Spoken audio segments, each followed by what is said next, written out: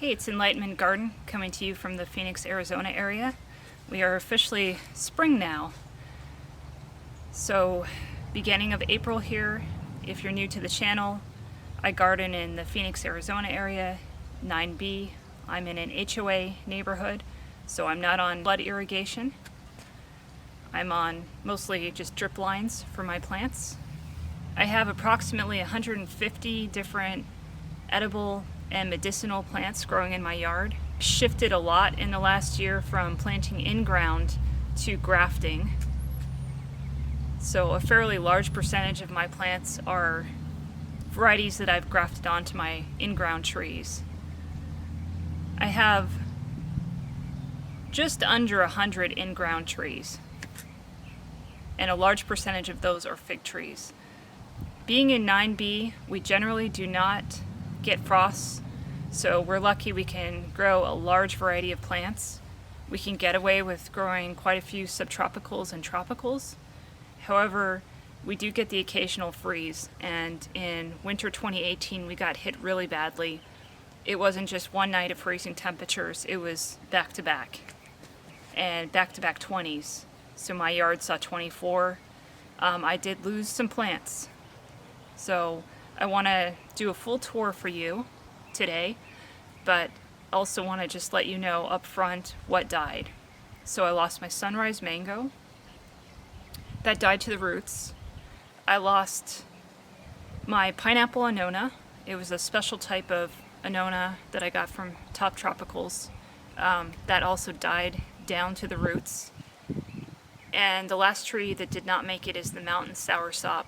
Soursop really isn't supposed to survive 20s. The mountain soursop is a little bit more cold hardy, but certainly not 20s. Inside that cold frame, a large percentage of the plumeria died. There were a few survivors, but I've since almost completely replanted that area. So lost plumeria in other parts of the yard, in the food forest area, under deep mulch. There is one area that I'm going to show you where they survived and thrived, actually, and it's a very warm part of my yard. So let's get to the tour. We're starting here on the west side of my property. You can see we're at a corner here, and this is the patch of plumeria that really did well. I did lose one desert sunrise. I replaced it with the Inca Gold. You can see right in front there. I chose Inca Gold because it is a more hardy variety, so it should do better than what I had there before. So this plumeria is enchanted. This is Jubilee. You can see they've leafed out. They went completely dormant, of course. Lemon ice. This is a Thai variety, Somchaninga and Valentine. So those all did really great and survived those 20s. And I believe it's just because this is a very warm area of my yard. Here I have a Buddha belly bamboo. I did clean this up. I cut all the old stalks out. You should do that annually with bamboo. Keep them looking good. I didn't have any problem with my Barbados cherry. This is the Acerola. It had no dieback whatsoever. It was completely unfazed by the 20s. It is just now starting to put on flowers. So it should be producing cherries pretty shortly here. Of course, mulberry is not going to be phased. This is the dwarf everbearing acai variety. And this is a very early variety, so some of my mulberry trees are just waking up. This one's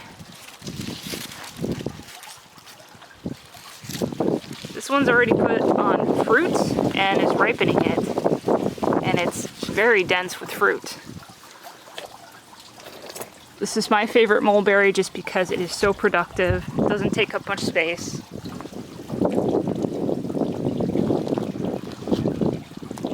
Great addition to the yard. In front is a fig tree. It's a white Genoa variety.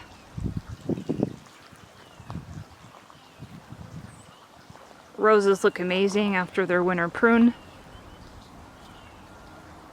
They're all out in bloom at this point.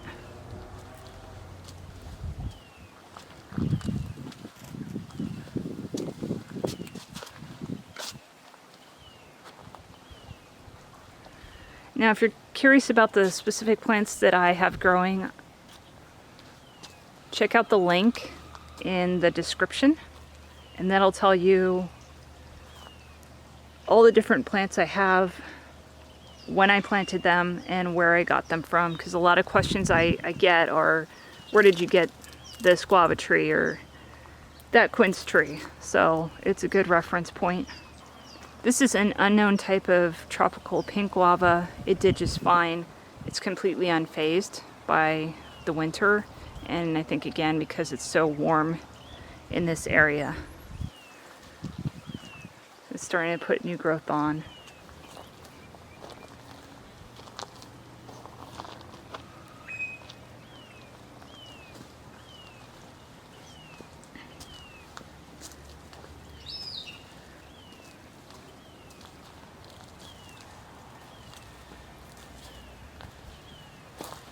So up ahead here, this is a key lime tree. You know, all the citrus is in bloom.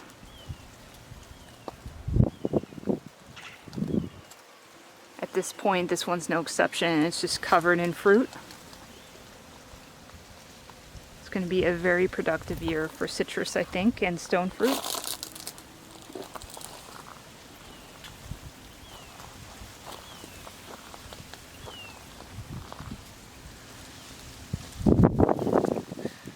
Oh, and an interesting thing with key lime, they're said to not be able to tolerate 20s, and this one did fine. Again, warmer area in my yard, the corner again, on the west side. Fig tree, this is a Borgia gris. Over here is my white sapote tree. I bought it as a subel. I'm not sure that it is.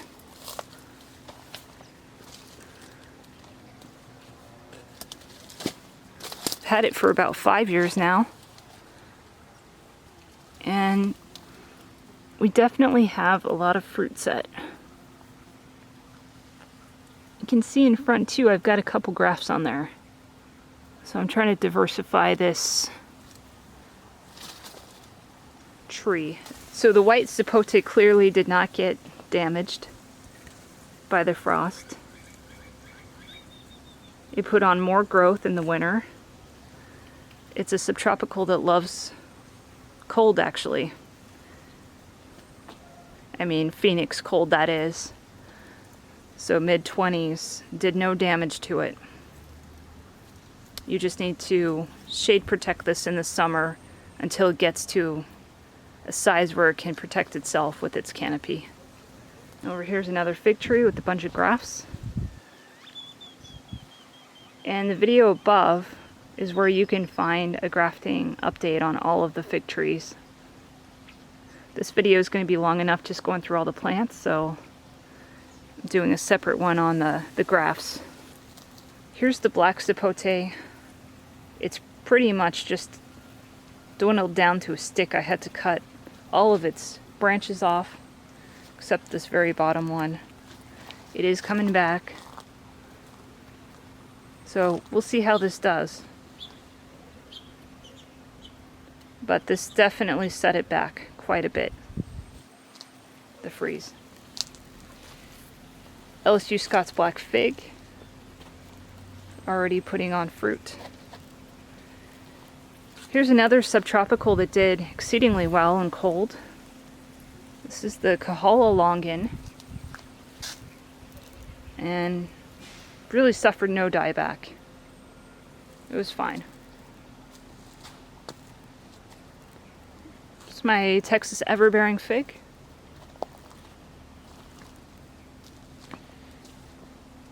Here's a Col de Dame noir fig. That smaller fig tree is a pistilier. Here I've got a Smyrna quince, and this is full of fruit.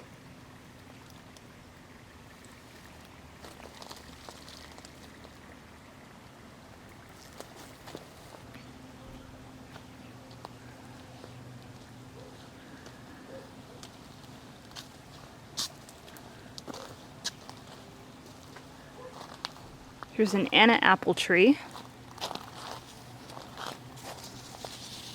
It's put on quite a bit of fruit set as well. It's got a real bushy structure to it, which I think is going to help protect these apples to maturity. Another fig tree, this is an LSU purple. A green Greek fig tree. This is the Meyer lemon over here.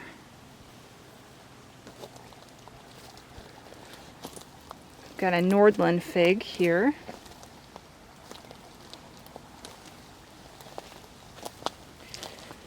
An LSU Scots yellow fig tree. An Atriano fig tree. A Violette de Bordeaux fig tree. Down this pathway, you can see on either side there, I've got giant timber bamboo. Have some edibles down at the bottom here. I've got potatoes growing and beets. Put this carport structure together in winter time, covered in plastic. And I strongly discourage anyone from doing that without a really strong heat source, because I believe it did kind of intensify the cold, trap it. So pretty much all of the plumeria here are new.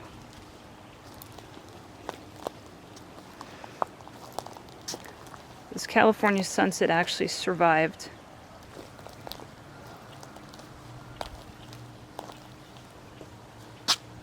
So yeah, these are just starting to wake up. So not a whole lot going on here. This structure will be nice because I can put shade fabric on top, so that'll really help in the summer. There's a large Eureka lemon tree right there.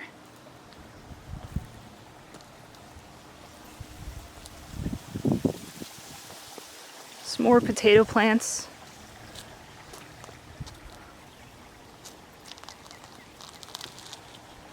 And then here in the center is my Royal Poinciana. This has the advantage of being in kind of a warmer area. It has Alphonse Carr bamboo on either side of it. So I believe those bamboo, that biomass, help with windbreak.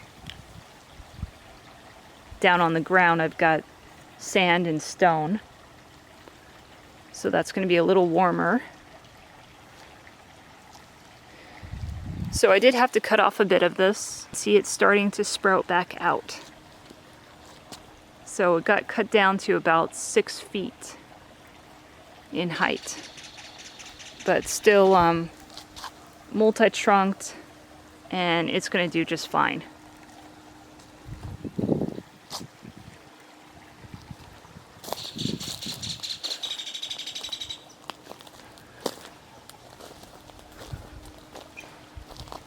Back here are more figs. So we've got an Olympian fig, an LSU tiger fig. Right here is a black mission. Another subtropical that did just great in the frost situation is this Cherry of the Rio Grande.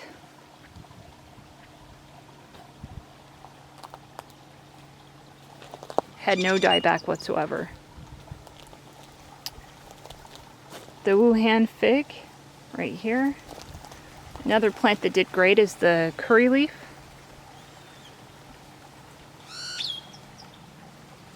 It's actually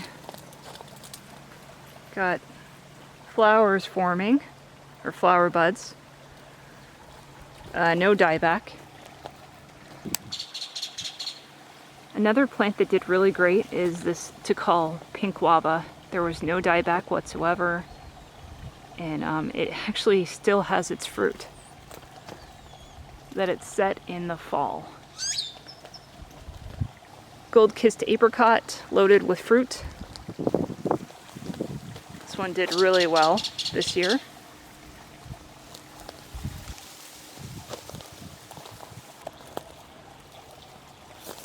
Another giant timber.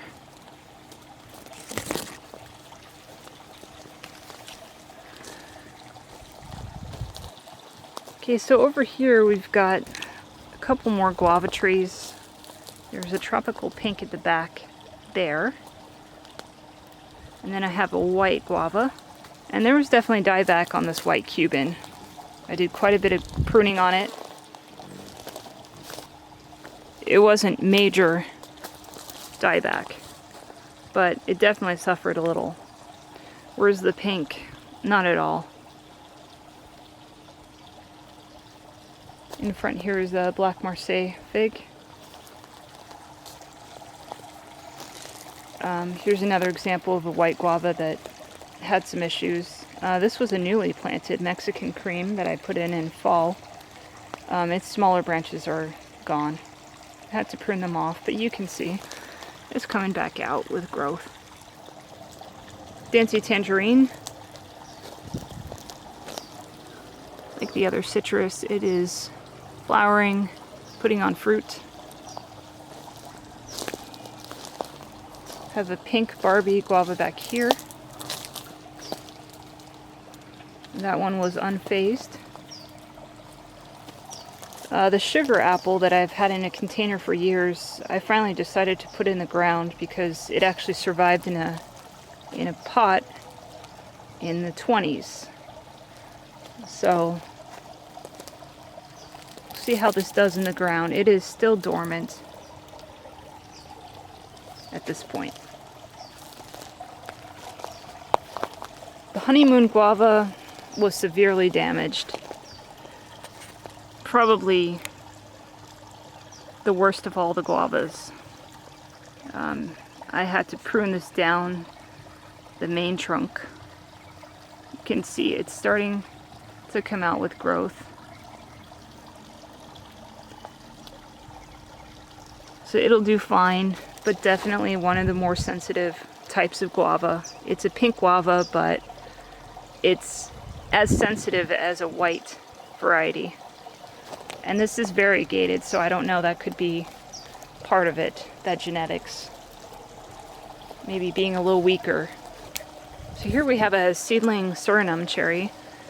You can see it's pushed all new growth. This completely defoliated, but no damage whatsoever to this from the 20s. Like all the other citrus, the Nagami kumquat's perfectly fine. Hasn't put its flowers out yet, but it's a little bit different on timing than the rest of the citrus in the yard. Here's the Pitangatuba. This was next to the giant timber bamboo. I just feared that the bamboo would choke it out, so I put it here. This is where the mountain soursop was that died completely to the roots.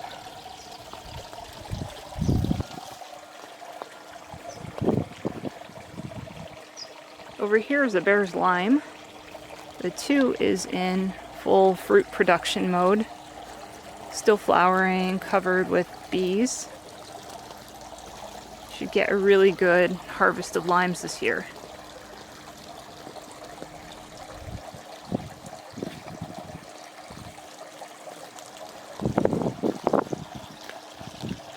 Asian lemon bamboo hasn't done much.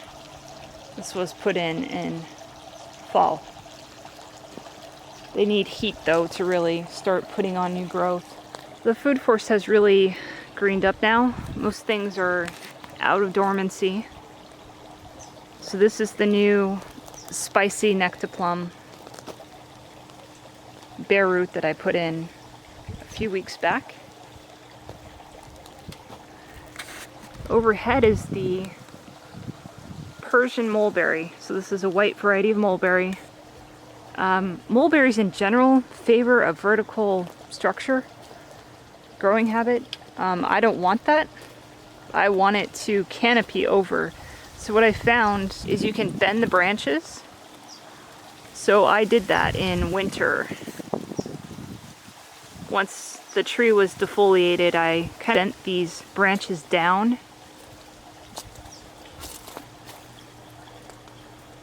They won't snap.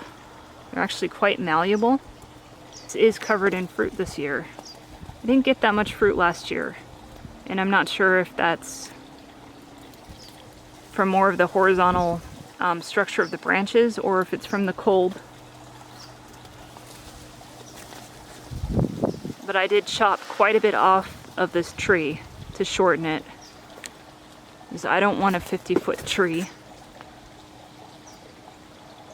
I'm going to keep this down to 15 feet. For the first time ever, this all-in-one almond set fruit for me. And I believe it was the chill hours. I have had this in the ground for 3 years. I'm not sure if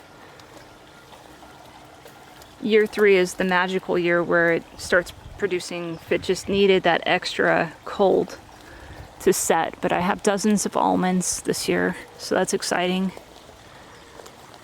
It has pretty much pushed all of its leaves out. 2 has got a decent amount of fruit set, but definitely not as much as the gold kissed. But I'd say there's at least 50 apricots.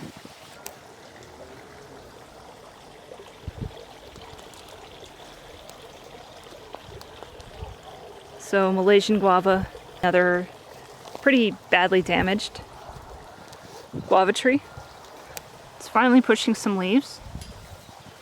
And each of these branches, remaining trunks really, do have at least one leaf on them at this point. So these are all viable. It's just a matter of how this will do when we get to summer. It doesn't have much to protect it. In front here's the Shangri-La mulberry. So I wanted something to grow up and really canopy over these trees. It looks small now, but mulberries are amazing how fast they'll grow for you, and are fantastic for providing shade. If you need a shade tree, I don't think there's anything that could beat a mulberry. So on the right is a black askia, and then this is a shea berry, or a mandarin melon berry. Have not gotten fruit on that yet.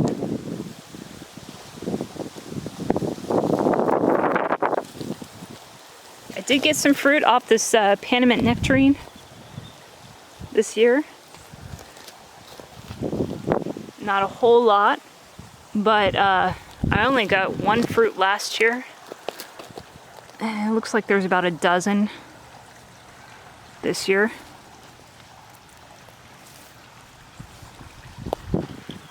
So we'll see if those ripen to maturity.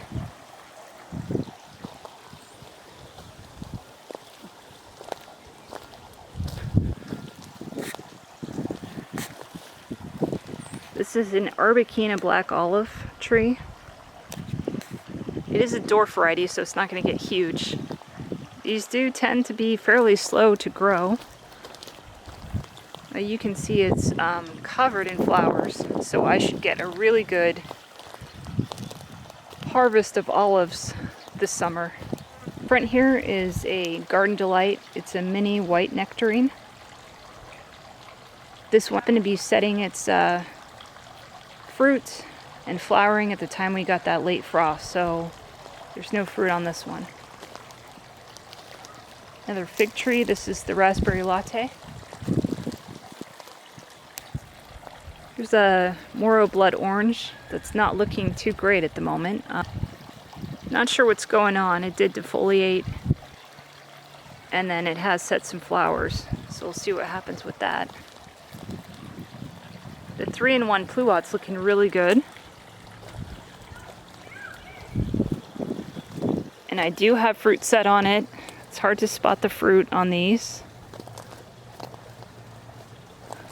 See if I can find some. So there's a pluot there.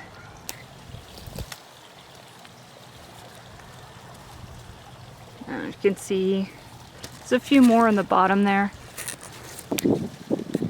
So a pre-grafted Dave Wilson variety, Flavor Queen, Flavor Supreme, and Dapple Dandy. I don't know that I see any fruit on the Dapple Dandy yet. The Panache Tiger Fig.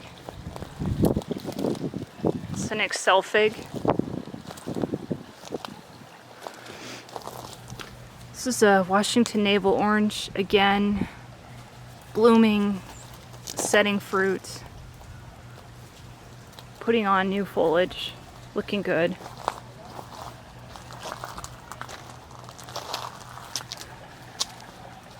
Okay, the frankincense was damaged a little bit. You can see that the top of the canopy,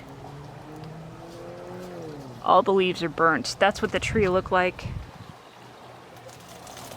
a couple weeks after that winter video was shot. It's since pushed out new leaves. So the lower part of the tree is fine. Just the top part where the branches are smaller. So this is a fairly hardy tree once established. They're not really supposed to be able to withstand 20s, but with that kind of root system, it was fine. And this is the east side of my yard, which tends to be a little colder than the west. The Fuji apple is just starting to break bud.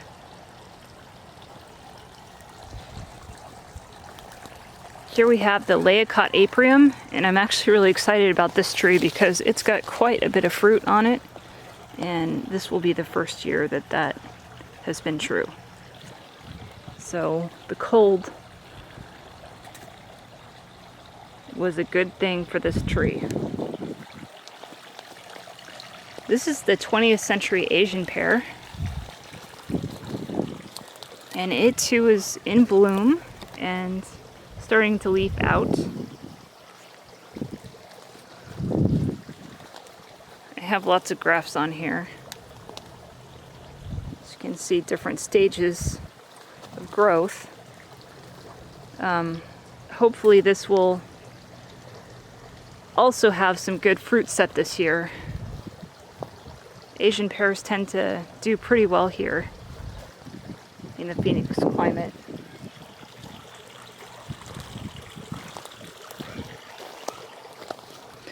Here's the gold nugget mandarin, and for the first time this is looking pretty good.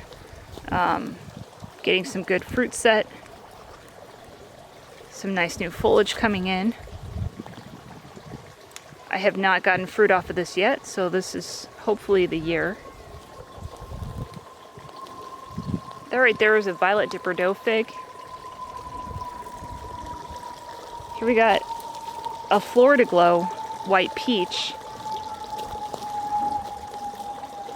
Now this one too got damaged from the frost.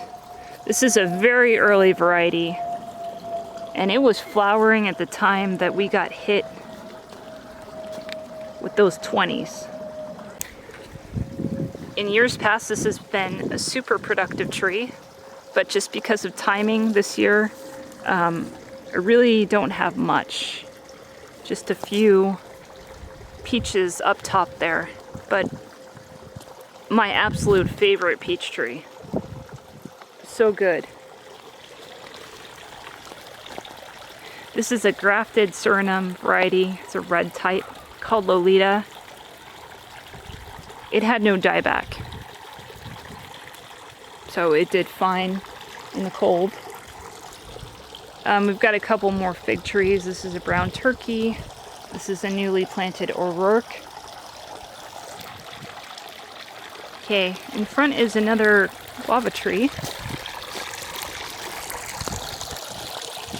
I bought this tree as a Costa Rican red pear guava. It is not that.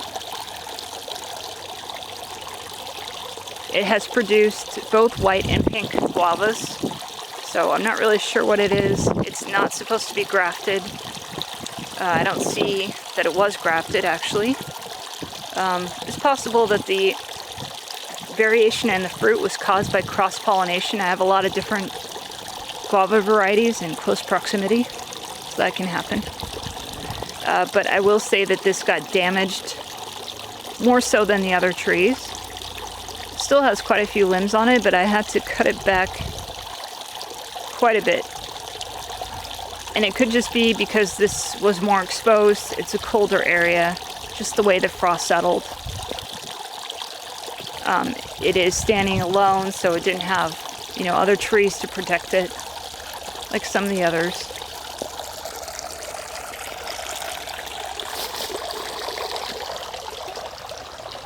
Here I've got a Persian lilac, and I just want to mention also this shade structure. So I bought 2 carport kits. I needed a 30-foot tunnel, so I had leftover parts to make a 10-foot structure. So that's what I did over here. And the reason I put this up is I cut down 2 huge ficus trees last year. So this is a very open, sunny area now. And some of the more sensitive trees, like the loquat in particular, is going to really struggle without shade. The master plan is to have this bamboo, clumping bamboo, screen it. But the bamboo is young. It's just a baby at this point, so it can't meet that task for a couple years. So in the meantime, I just used zip ties to clamp down this 80% shade fabric. So this should help out this Persian lilac too, which has historically suffered in our summers. This plant isn't supposed to even grow in the zone. It's only supposed to grow up to zone 8. So the main reason I put up this structure was for this loquat, champagne loquat. It's fine in the frost. I want to mention the black sternum cherry. So this is a grafted type. Was a little bit damaged by the cold. I had to prune back the smaller growth. So this is the last mulberry variety to come out that I have in the yard, the Pakistan. You can see the start of mulberries and the start of leaves pushing. It will be completely full, its canopy dense, in a couple months, but it likes it quite hot. So that's why it seems to be the last one to come out.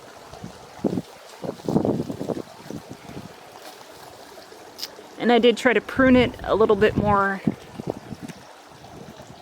loosely vase structure. I left quite a few limbs, but I did open up the canopy this year by cutting some of these main branches out. And then I left the smaller branches because I did want fruit. As much fruit as I could get off this tree. It's another lemon tree, another Eureka lemon. This is the southeast corner of my backyard. In the corner here is a tropical pink guava. This one was pretty much untouched by the winter. It never really even lost its leaves. It does have towering ficuses right next to it, which likely helped its situation. Down in this area I have a Cadota fig. The Sapote, Moreno Sapote, was actually damaged. It didn't look like it sustain any damage the day I did that video, but it did lose its top branches. They froze back, so I did have to prune those off. And you can see there's still some, you know, damage to the leaves from the cold. So even sapote is going to have some cold damage when it gets into the 20s. You can see I have some muscadine vining on the back there. This is the silver stripe bamboo. Have a black Madeira fig. The jaboticaba Brazilian grape, completely unfazed by the cold. It's funny, I've had this plant in the ground for 3 years and it doesn't look like it's grown at all. These are very slow growing. But a subtropical that definitely can tolerate the cold. They don't like full-on sun though, so it'll be interesting to see how it does now that the ficus tree is gone.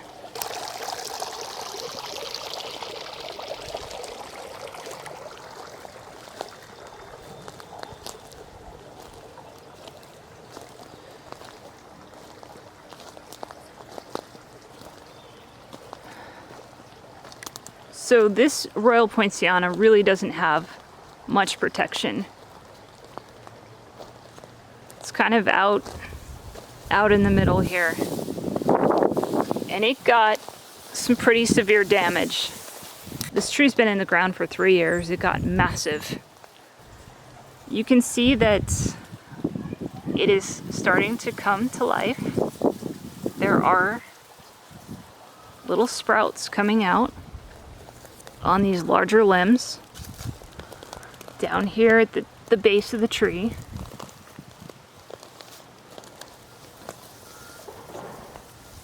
I did a scratch test and cut off pretty much everything that didn't show signs of a healthy cambium. You know, I didn't see green. One exception to that was this large branch. You wouldn't think that something this large would have died back from the cold, but when I scratch it, it's brown. There's no green.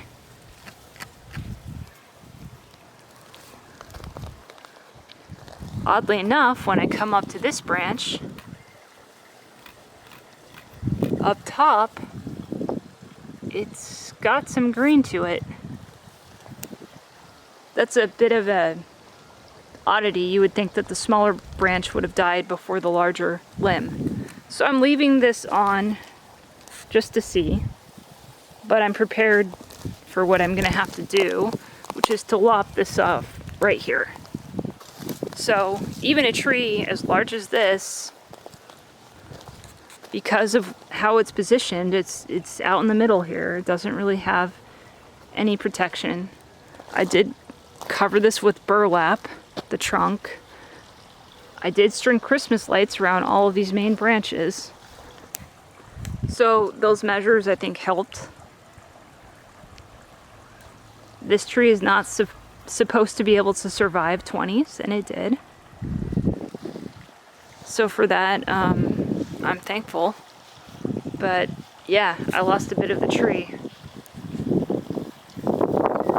This thing will come back in full force though in summer. It's amazing how much growth this puts on in a year.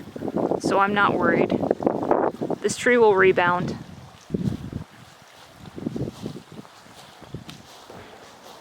We have a few more trees here. So this is the Chicago hardy fig. 3-in-1 apple. Believe that's the Anna. And then these are the Dorset coming in. So a lot of apples. And then this is a newly planted Canadria. I've got a wonderful type pomegranate. It's all flush with its new leaves and starting to flower there up top. Typical pink guava, my most mature. Really did not have any dieback, though this is a big tree at this point. And it also is protected more. It's got, you know, a wall behind it. It's got trees on either side. These towering ficus trees again, protecting it.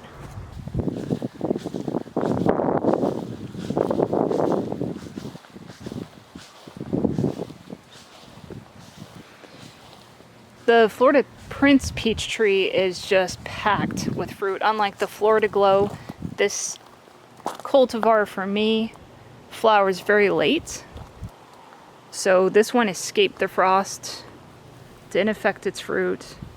You can see I've got hundreds of peaches on this tree. And for the first year, I didn't have this weird issue where, you know, there would be 2 or 3 conjoined peaches. It fruited normal looking single peaches.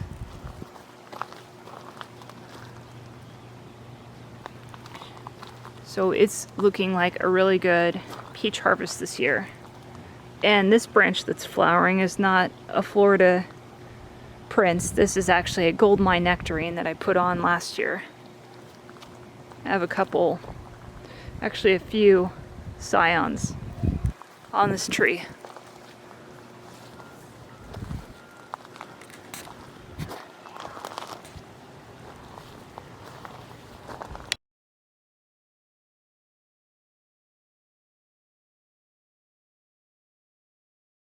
Hope you found that tour informative and will help you make decisions for your own plantings in your yard. So lessons learned running through them. Number 1, I would say microclimate. That's critical. If you have tropicals and there's a chance that you're going to get into freezing temperatures or below, important that you have that upper canopy to protect those fragile tropicals. A plant that is in a densely planted out area with other trees overhead is going to survive a frost much more successfully than something that's out in the middle of your yard. So really think about plants that can help build that microclimate. For me, it's bamboo. The ficus was really fantastic for providing dense shade. It's an evergreen, but it's a beast to maintain. The amount of pruning that requires to keep it in check is kind of not worth it. It also sheds crazy because I have a water feature there and it would continually clog up my water feature with all those leaves. So I've switched to bamboo just because that is an edible. In fact, it provides the privacy screen aspect. It's a windbreak as well. And then as those canes grow in height, they crown out in leaves, so they provide a canopy for plants below. They're also a lot easier, in my opinion, to maintain. So that's what I'm doing here at Enlightenment Garden to build more microclimates. You may be new to gardening and you don't have any infrastructure. So it's probably better to start planting that out first before you go and you buy your tropicals. If you just have to get your tropicals in year 1, then do what I did in the back corner where I put up a shade structure and clipped on shade cloth so that you simulate shade until you can actually get your plants to provide it naturally. Number 2, clearly plastic with low heat is not going to be enough to increase the temperature. Plastic can actually trap cold air and make a situation worse. So don't use plastic alone or with very little heat source to protect your tropicals in a freeze situation. I now believe it's a much better idea to use something that gives off or radiates heat. I've also had high success with pipe insulation, foam pipe insulation. Had I individually wrapped the trunks and branches of every one of my sensitive trees, they would have made it just fine. I've used that in the past with great success. It just provides enough insulation that the frost is not going to settle on that trunk, and it's going to keep it safe from freezing winds as well. And the other nice thing about the pipe insulation is it doesn't absorb water like other things that you could use to wrap trunks. Water's just going to fall off of that. Number 3, know the temperature in your yard. It's not good enough to follow the weather reports. Your yard is going to be unique. Even in my yard, I have huge temperature swings between one side of the yard and the other. Get your thermometer set up in different areas of your yard and monitor that. Check for what your averages are in each area of the yard and plant accordingly. Don't put a plant, that needs a lot of heat like plumeria in a very cold shaded part of your yard, and vice versa. So I hope this video helped. Happy spring and happy gardening.